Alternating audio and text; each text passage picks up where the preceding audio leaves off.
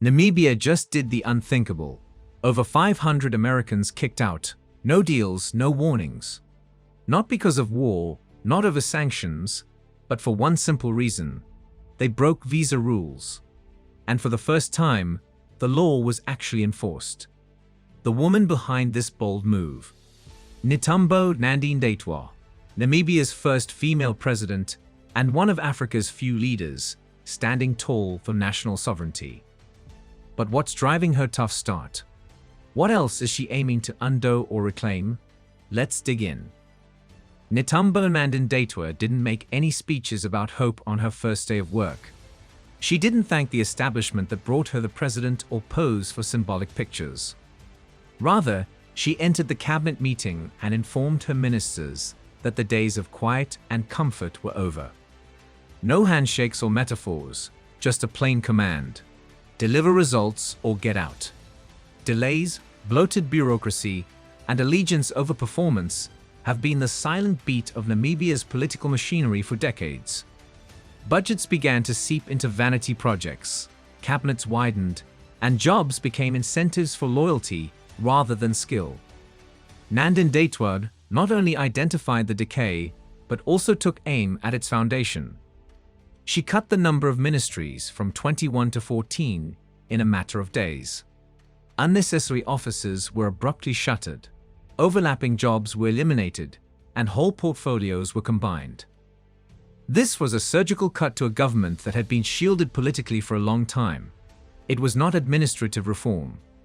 She was clear that no office was permanent and that no one's seat was safe. Saving money was only one goal. Another was clearing the air that had permitted inefficiency to flourish for many years. Many African governments mistakenly believe that having more departments equates to having more authority. In disagreement was Nandindaitwah. Less ministries, in her opinion, mean less hiding places, and the effects are more profound than outward manifestations. She undermined the patronage networks that hitherto dominated policymaking behind the scenes by breaking established power clusters. She clipped the strings in addition to shrinking the size. International observers were not the target of her message. The Namibian people, many of whom have grown weary of hearing leaders discuss growth while evading them with red tape and ceremonial roles, were the target audience. According to her, the government needs to stop being a spectator and start acting like a servant. Ministers were told to stop using procedure and process as justifications. Someone has to take responsibility if roads aren't constructed, rural villages don't have electricity, and food prices skyrocket while policymakers attend workshops. Additionally, she is ensuring that it won't be the people. Additionally, many people outside of Namibia might not be aware of this reform's second dimension. She is creating space by dismantling the bureaucracy. There is space for a new type of state that can react locally, change course fast, and handle national wealth with fewer restrictions. She does more than simply tidy desks. She is establishing the groundwork for an African government that is responsive, lean, and spends more time doing than talking. She won't make many friends in the old elite, of course. The political elite is already raising their voices in warning that she is eroding tradition or consolidating power. However, she believes that when tradition shields ineptitude, it is not sacred. Furthermore, the next question becomes crucial: if she destroyed the previous political system during her early days, what precisely is she substituting for it?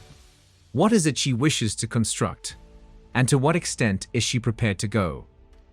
Add your voice to the total liberation of Africa by leaving a comment in the comments section below. Do not forget to like and subscribe for more informative videos like this one. You don't demolish a government building unless you have a larger plan in place beforehand. And cutting fat wasn't the only reason Netumbo Nandi-Ndaitwah took office. She arrived to reroute the country's economic flow. She revealed her economic genius, a $85 billion Namibian dollar investment plan, or about $4.7 billion, a few days after dismantling Namibia's massive political apparatus. The plan was centered on rebuilding the nation's entire production base from the ground up, rather than on catchphrases or temporary solutions. This was not just a package of stimulus money. The explosion of economic reliance was curbed. In a country where over half of the youth are unemployed, her administration set a quantifiable goal: to produce 250,000 new employment by 2029. This is not a grandiose fantasy, it's a requirement for survival.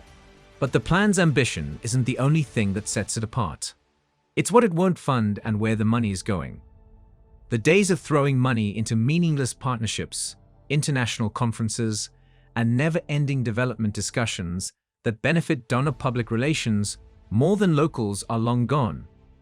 Rather, Nandindaitwah is placing money where labor is found: in industry, energy, and infrastructure.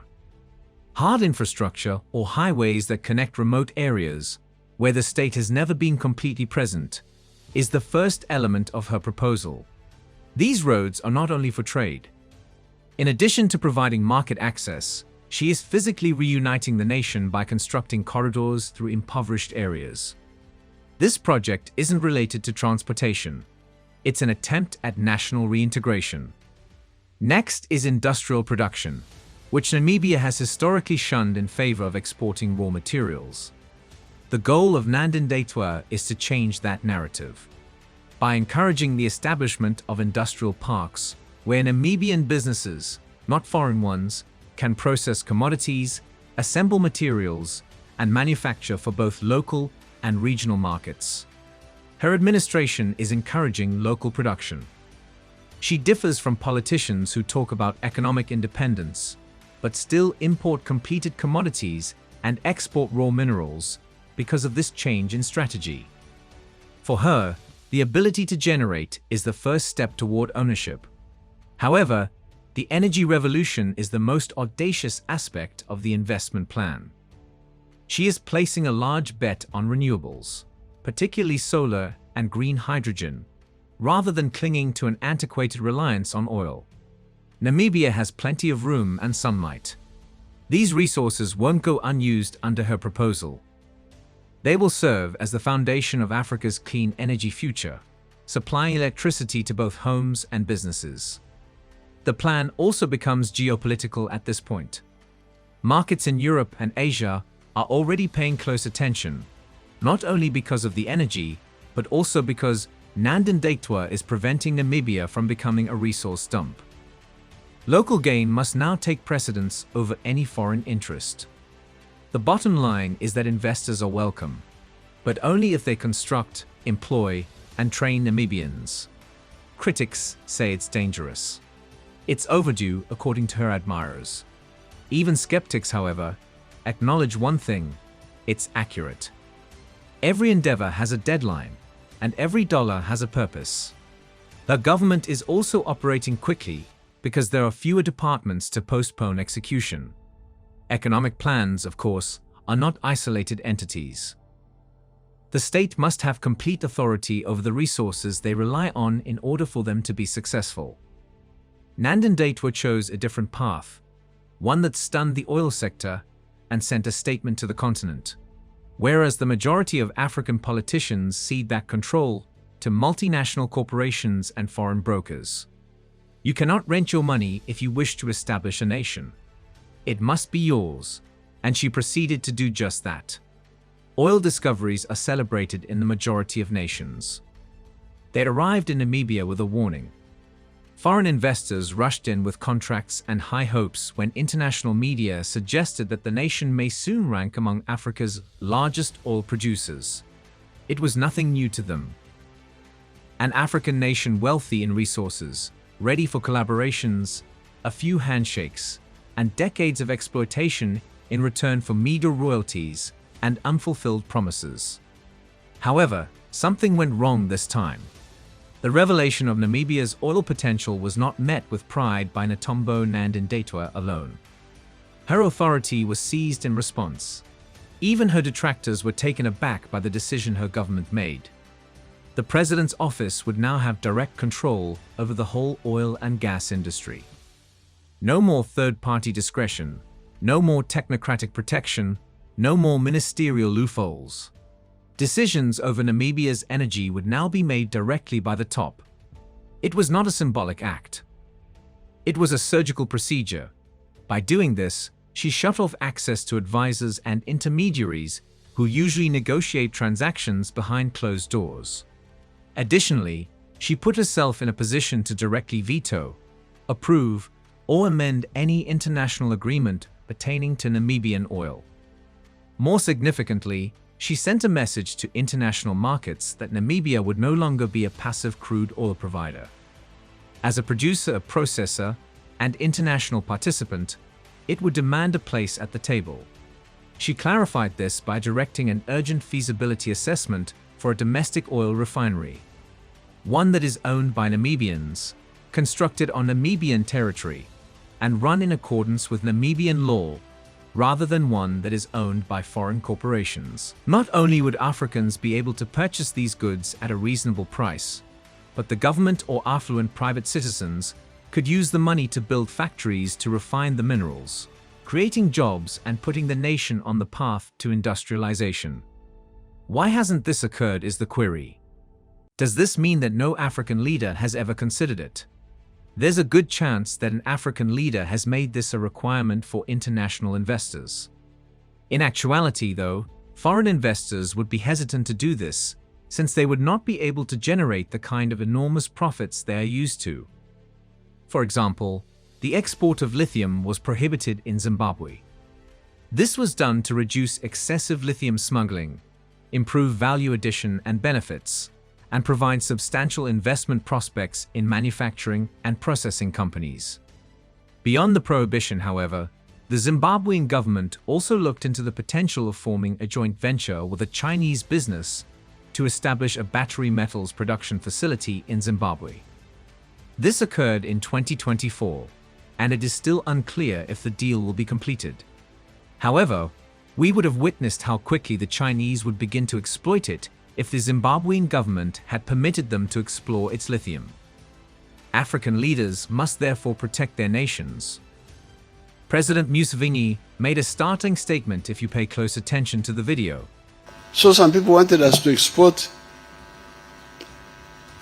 iron ore or butare, we call it in our language, to India.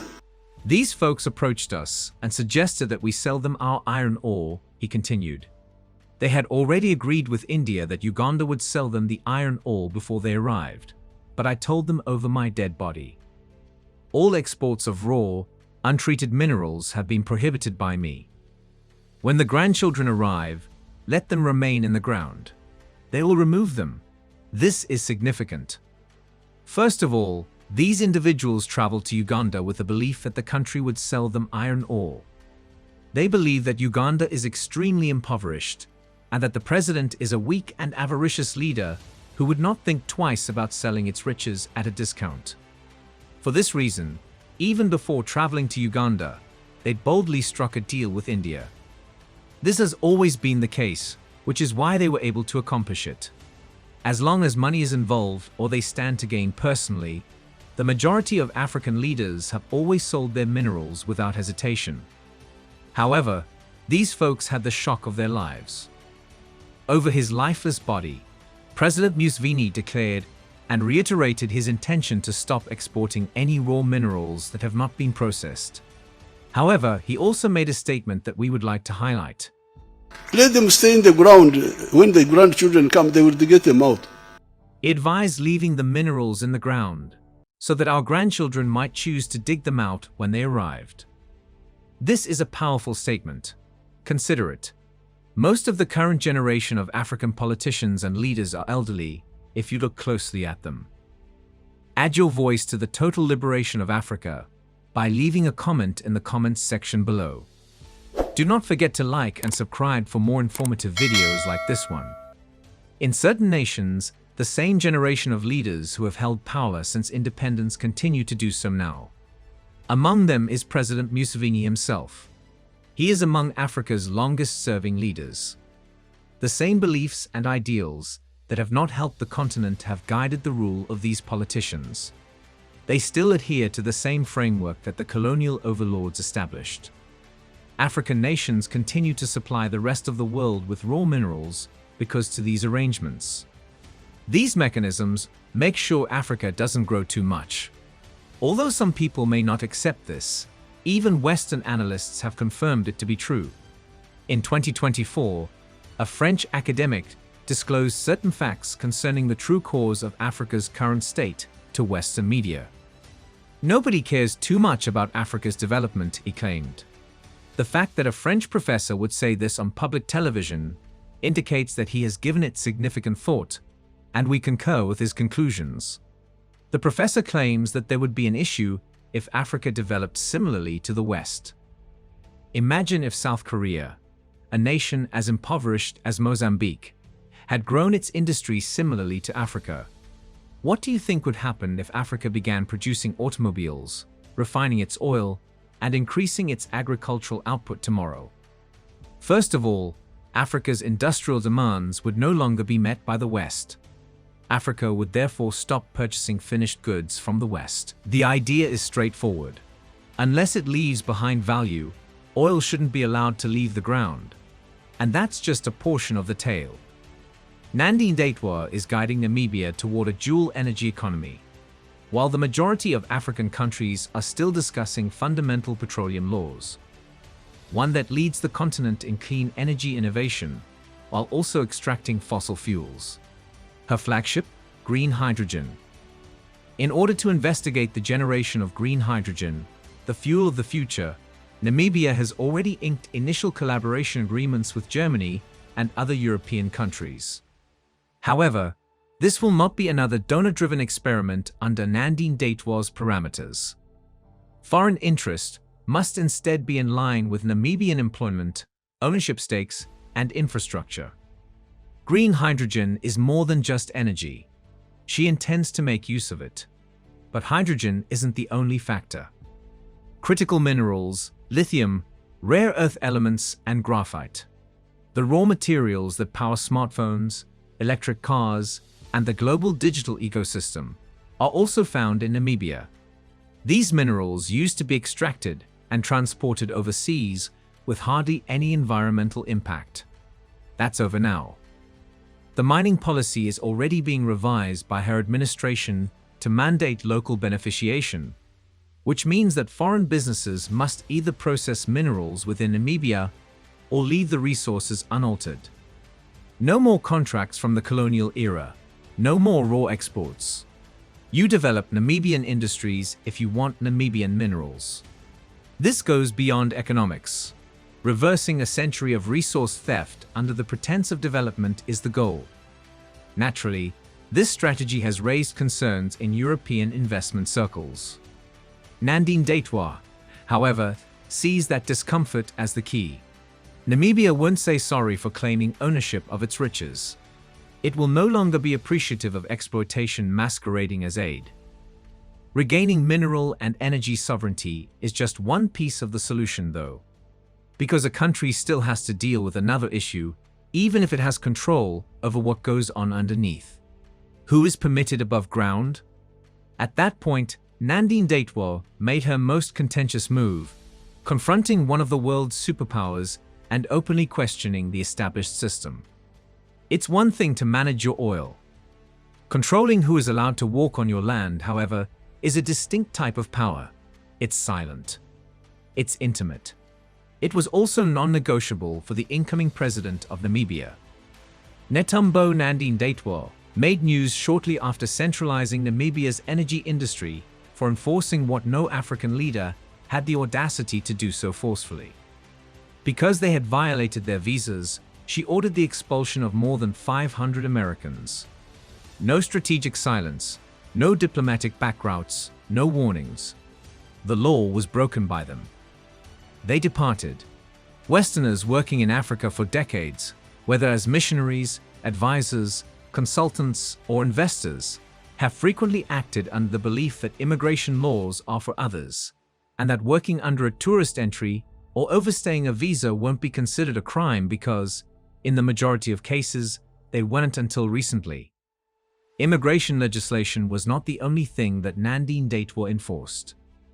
As a declaration of sovereignty and reciprocity, she turned it into a weapon.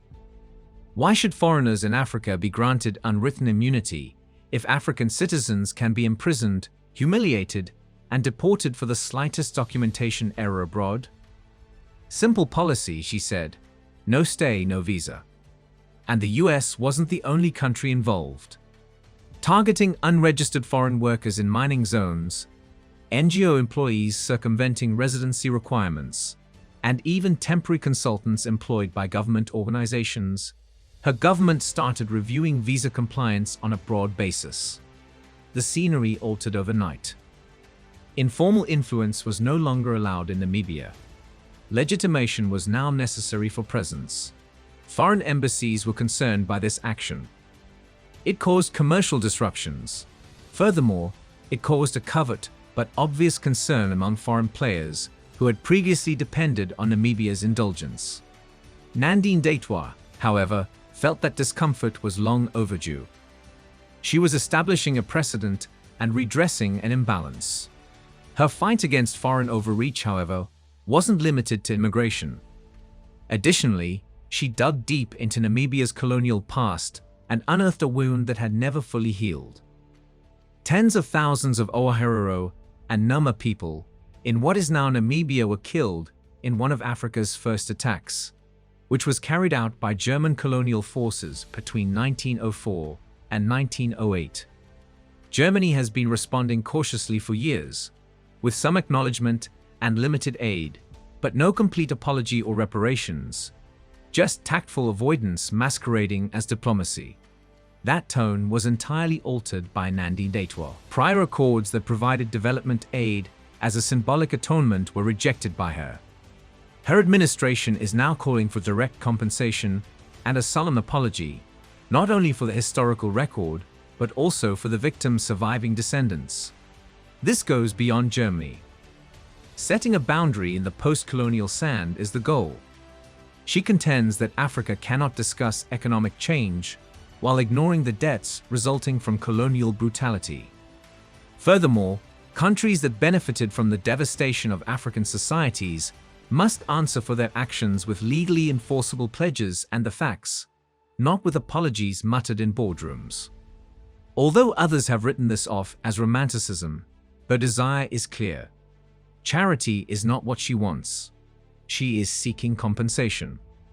She's also not treating this as a side note, unlike others. She is making it the focal point of her foreign policy. Simple dignity is what connects her colonial demands with her immigration crackdown. She is creating a state that not only controls its economy, resources, and borders, but also shapes the perception of Namibia and what it will and will not accept. However, none of this, not the political purges, the refinery plans, or the deportations, occurs in a vacuum. Since Nandi-Ndaitwah is creating more than just a platform for policies, they are all strands of a bigger whole. It's a template that could change the definition of African leadership. And we're heading right there next. The impact of Netumbo Nandi-Ndaitwah's work in Namibia extends beyond its boundaries. It was never intended to. Every choice she has taken, from nationalizing resources to seeking restitution, from evicting overstayers to slashing ministries, fits into a larger concept that is no longer hushed in backrooms or hidden in ancient liberation manifestos. It is Pan-Africanism that has been revitalized, reloaded, and reinvented. However, Nandi-Ndaitwah is not promoting unification through summits and slogans, in contrast to previous iterations of the philosophy that relied heavily on rhetoric. Through replication, proof, and models, she is building unity. What if an African nation could refuse to rely on outside help and still survive? What if it was still able to extract its minerals, provide food for its people, and uphold its immigration laws? She is using Namibia as a practical case study to address those questions. One example is her makeover of agriculture. Her government has started building massive super farms to supply the country domestically and reduce food imports by 80% by the end of the decade, instead of importing food from former colonizers. Legacy projects are not what these are. These are tech-enabled, mechanized areas where young people are taught, given jobs, and inspired to view farming as a career rather than a hobby. This is a reimagining of survival, not nostalgia. She is sending a message to the continent by turning agriculture from a means of subsistence to a means of sovereignty. If you are in charge of own crop, you do not require handouts. And it strikes a deeper chord when that message originates from a country like Namibia, which is frequently disregarded in continental discussions. It tells larger African economies that there is no excuse if we can do it.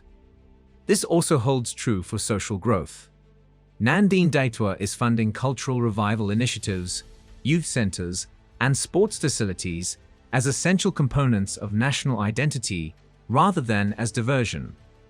She is trying something uncommon in a world that has frequently destroyed African trust in its institutions, fostering trust in the state by creating areas where people may develop, interact, and compete. Then there is the actual leadership style. A diverse group of technocrats, women, and grassroots organizers are making up Nandindaitwa's cabinet. In contrast to many African presidents who surround themselves with family members or supporters. In addition to being progressive, her choice of Lucia Witbui as vice president was calculated. She's demonstrating that authority may be distributed without losing its impact. Perhaps her most audacious action was to redefine what leadership means in a continent that is frequently caught between donor darlings and military overlords. She simply moves rather than yelling, pleading, or waiting for approval from others. And every action reverberates outside of Windhoek. West African leaders are observing, East African reformists are taking notes, and Sahelian civil society are referencing her speeches. Everyone on this continent knows deep down that if one country can succeed, it dispels the illusion that no other country can. Perhaps that's why her president feels unique. Not because she's the first woman, but rather because she's using that moment as a springboard for something larger and more continental. In addition to running Namibia, she is erecting a mirror that challenges Africa to examine itself and acknowledge its strength. Netumbo Nandi-Ndaitwah was already readjusting Namibia's place on the international chessboard, not by making overt provocations, but by making subtle changes in diplomatic tone and approach, while a large portion of the globe was still responding to her domestic upheavals. Under previous governments, Namibia had adopted the cautious negotiator posture that many post-colonial African countries adopted.